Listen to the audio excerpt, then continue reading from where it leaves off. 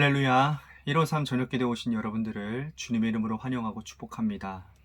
오늘도 주님의 뜻 안에서 하나님의 마음을 품고 새롭게 새로워지는 은혜로운 시간이 될 수 있게 되기를 바라겠습니다.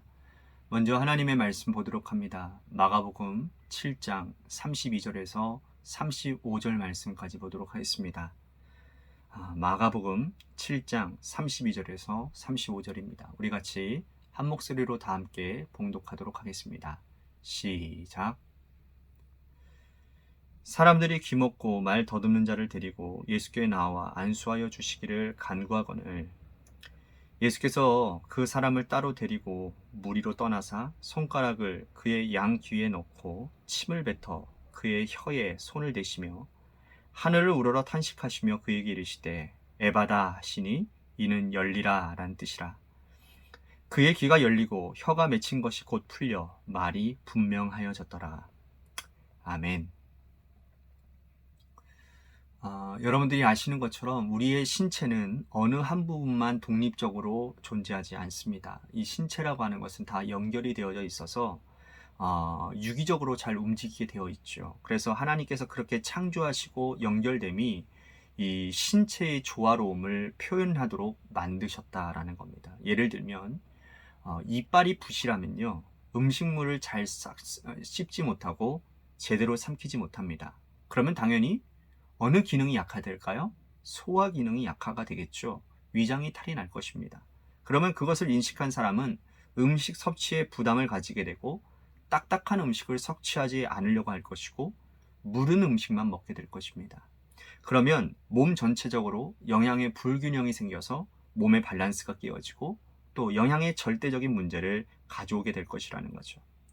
또 발가락이 불편한 사람은 걸을 때 나 자신도 모르게 반대편 발에 그 힘을 주고 그래서 불편한 발은 제대로 땅에 착지하지 못하는 것을 보게 됩니다. 여러분들 신발 보시면 여러분들이 어디에 중심을 많이 두고 있는지를 볼 수가 있지 않습니까? 많이 단 부분이 여러분들이 어디에다가 중심을 두고 있는지 볼 수 있는 것 아닙니까? 그렇게 되면 자연스럽게 무릎이나 허리에 통증으로 오게 되어지면 몸의 밸런스가 무너지고 깨어지게 된다는 겁니다. 오늘 본문에서 예수님께서는 듣는 법과 말하는 것이 연결되어져 있음을 말씀하고 있습니다. 듣는 것 그리고 말하는 것은 어느 것 하나 중요하지 않는 것이 없지만 그러나 순서상 듣는 것이 먼저고 귀가 들리지 않으면 당연히 말하는 것도 어려운 것이라는 거예요. 귀가 들리지 않으면 말을 전혀 할 수 없게 될 것이고 한다 하더라도 어눌하게 말할 수밖에 없는 것입니다. 하지만 문제는 이것이 신체적인 문제로 그쳐지는 것이 아니라 영적인 문제까지 연결되어진다는데 그 문제가 크다라는 거예요. 예수님께서 사람들이 어떠한 병자를 데리고 나왔습니다. 그러니까 오늘 보면 이 32절 말씀을 보도록 하겠습니다. 사람들이 귀먹고 말 더듬 자를 데리고 예수께 나와 안수하여 주시기를 간구하거늘 기가 먹고 말을 더듬는 자를 사람들이 데리고 와서 예수님 이 사람 좀 고쳐주십시오. 안수해서 낫게 해주십시오. 라고 주님께 지금 치유를 부탁하고 있는 것입니다. 순서상 이것이 맞는 것이에요. 귀가 먹었으면 말이 들리지 않습니다. 들리지 않는데 말을 하려고 하니 여러분 말하는 것이 당연히 어눌할 수밖에 없고 더듬을 수밖에 없는 거죠. 그런데 이거는 신체적으로도 당연한 것이지만 영적으로도 당연한 거라는 거예요. 우리 예수님께서 그리고 하나님께서 성경 전체를 통해서 우리들에게 늘 하시는 말씀이 뭔지 아십니까? 들으라는 겁니다. 들어라. 구약에서는 청종이라는 단어를 쓰고 있습니다. 먼저 듣고 따르라는 말씀이에요. 들음이 없는데 어떻게 따를 수 있겠습니까? 하나님께서 말씀을 제시해 주시지 않는데 우리가 갈 바를 알지 못할 것이고 하나님이 말씀해 주시는 말씀을 들어야 우리는 듣고 그 말씀을 따라갈 수가 있는 것이죠. 신약에서도 예수님께서 항상 비유의 말씀을 하신 끝에는 늘 하시는 말씀이 있는데 그건 뭐냐 하면 귀 있는 자는 들을지어다 라고 말씀을 하십니다. 계시록 말씀에도 보면 소아시아 7교회를 향하시는 계시하시는 말씀 가운데서도 전하는 말씀을 하신 이후에 꼬박꼬박 하시는 말씀이 귀 있는 자는 성령이 교회들에게 하시는 말씀을 들을지어다 라고 말씀을 하고 있습니다. 교회의 본질, 성도된 하나님의 나라의 백성의 중요한 의무는 바로 듣는 거예요. 믿음은 들음에서 난다고 말씀하지 않습니까? 제대로 들어야 우리는 제대로 행동할 수 있고 제대로 말할 수 있다라는 거예요. 자, 말한다라는 것은 어떤 의미일까요? 기도하는 것도 말하는 것에 속하는 것이고 전도하는 것도 말하는 것에 속하는 겁니다. 우리가 하나님의 말씀을 귀를 기울이며 잘 들으면 기도도 하나님께서 원하시는 대로 할 수 있게 될 것이고 하나님의 말씀을 전하는 것도 아주 자연스럽게 하나님의 마음에 합하게 전하게 될 것이라는 거죠. 기도하는 것에 어려움을 겪고 또 전도하는 것에 어려움을 겪는 이유는 뭡니까? 듣는 것에 문제가 생겼기 때문이라는 거예요. 우리는 하나님의 말씀을 즐겨 듣고 있습니까? 그런데 듣는 것에도 잘 하나님께 원하시는 대로 태도를 제대로 갖추고 하나님이 원하시는 대로 귀를 기울여 마음을 열고 듣고 있느냐라는 것이 오늘 우리가 믿음 생활하는 자들에게는 반드시 살펴 돌아봐야 될 정의라는 거예요.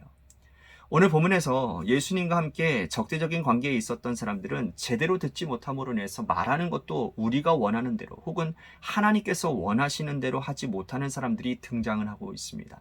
7장 5절 말씀 보십시오. 이에 바리새인들과 서기관들이 예수께 묻되 어찌하여 당신의 제자들은 장로들의 전통을 준행하지 아니하고 부정한 손으로 떡을 먹나이까? 바리새인들, 서기관들이 바로 그런 사람들이었다라는 거예요. 이 사람들이 예수님께 나와서 예수님의 제자들의 행동을 트집 잡고 있습니다. 음식을 먹을 때 손을 씻지 않고 음식을 먹는 제자들이 율법을 어겼다고 예수님께 지금 따지고 있는 거예요. 이것이 만약 위생상 문제라면 전혀 문제될 것이 없습니다. 이것이 손 씻지 않고 음식을 먹었다가 병에 걸릴 수 있어요. 당신의 제자를 손 씻고 음식을 먹게 하십시오 라고 했다면 얼마든지 받아들일 만한 조언일 거예요. 하지만 이들이 예수님의 제자들을 혹은 예수님을 이렇게 끔찍하게 아끼는 자들이 아니었다라는 것이죠. 율법을 어겼다고 해서 이들을 정죄하는 것이었어요. 그런데 장로들의 전통인 손 씻고 음식 먹는 것을 거슬러 올라가 보면 이것도 말이 안 되는 이들의 잘못된 주장임을 우리는 알 수 있습니다. 하나님께서 모세와 아론에게 제사를 명령하셨던 그때로 올라가야 되는 거예요. 자, 성막에 제사를 지내는 제사장들은요, 들어갈 때에 제사를 드리기 전에 반드시 물두멍에서 손과 발을 씻는 제사 음식 그리고 제사 음식을 만져야 했습니다. 그래서 하나님께서 제사장들이 반드시 제물을 만지기 전에는 손과 발을 씻으라고 말씀하신 거예요. 그런데 그 이후로 이 장로들의 전통이 추가되어져서 모든 사람들이 음식을 먹기 전에 손을 씻으라, 이것이 율법이 되어진 거예요. 만약 그렇게 하지 않으면 율법을 어긴 것으로 정해두게 되었다는 겁니다. 그래서 그 다음부터 바리새인들과 서기관들은 손 씻는지 씻지 않는지 사람들을 눈여겨보고 그렇지 않은 사람들을 이 율법이라고 하는 무서운 올가미로 씌워서 모두 범법자로 만들어버리는 것이죠. 말씀을 제대로 듣지 않기 때문에, 율법의 말씀을 귀 기울여 제대로 들어보지 않았기 때문에 이들은 모든 사람들에게 제대로 된 말을 하지 않는 그러한 사람들이 되고 말았다라는 거예요. 귀를 열지 않았기 때문에, 말씀을 듣지 못했기 때문에, 제대로 듣지 않았기 때문에 이들이 하는 말은 모두가 다 비수 같은 말이 되고 말았다라는 거예요. 사람들을 정죄하는 말만 하고 말았다라는 것이죠. 차라리 귀먹고 말 못한 귀머거리와 벙어리가 낫지 말하기는 하는데 사람들에게 상처를 주는 말을 하는 바리새인과 서기관들의 사람들이 오늘 우리네의 인생들이라면 우리는 하나님 앞에서 제대로 된 신앙생활을 하지 못하고 있다라고 말할 수 있는 겁니다. 왜 바리새인들과 서기관들은 이런 존재가 되고 말았을까요? 곰곰이 생각해보면 이들은 자신들이 가지고 있는 지식이 절대적이라고 여겼기 때문입니다. 하나님의 말씀을 듣는 것은 하나님의 마음을 깨닫는 거거든요. 말씀 한 절 한 절 듣는다 하더라도 하나님의 마음을 깨닫고 하나님의 마음을 충분히 이해하고 헤아려서 그대로 전하고 행동하는 것이 제대로 된 믿음 생활의 사람들의 모습인 거예요. 하지만 오늘 바리새인들과 서기관 같은 사람들은 말씀을 많이 알기는 아는데 제대로 듣지 아니하고 그 말씀 속에 임하는 하나님의 마음을 깨닫지 못하고 알 생각도 하지 않았던 사람들이라는 거예요. 혹시 오늘 우리가 이러한 사람들과 같은 존재가 되지는 않았는지 오늘 저와 여러분들을 깊이 좀 살펴보며 돌아봤으면 좋겠습니다. 지금까지 우리가 하나님의 말씀을 많이 듣고 많이 외우고 암송하고 성경 지식도 풍성하게 가지고 있음에도 불구하고 내가 하는 말이 사람들을 정죄하고 비수같이 상대방의 마음을 후벼 파는 말을 하고 있다고 한다면 이 또한 우리도 하나님의 말씀을 제대로 듣지 못한 기머거리에 불과한 자들 맡게 되지 않는다라는 생각을 해보게 됩니다. 하나님의 말씀을 제대로 들었다면 이렇게 말할 수 없을 것입니다. 하나님의 말씀을 제대로 알았다면 우리는 그 말씀을 온화한 진리의 말씀으로 풀어주고 선포하는, 그리고 듣는 모든 사람들을 위로하는 제대로 된 혀를 가지고 말하는 사람들이 되었을 것입니다. 예수님은 이러한 백성들을 불쌍히 여기시고 긍휼히 여기시고 탄식하셨습니다. 그래서 하늘을 우러러 주님께서 이렇게 기도하십니다. 34절과 35절 말씀 보십시오.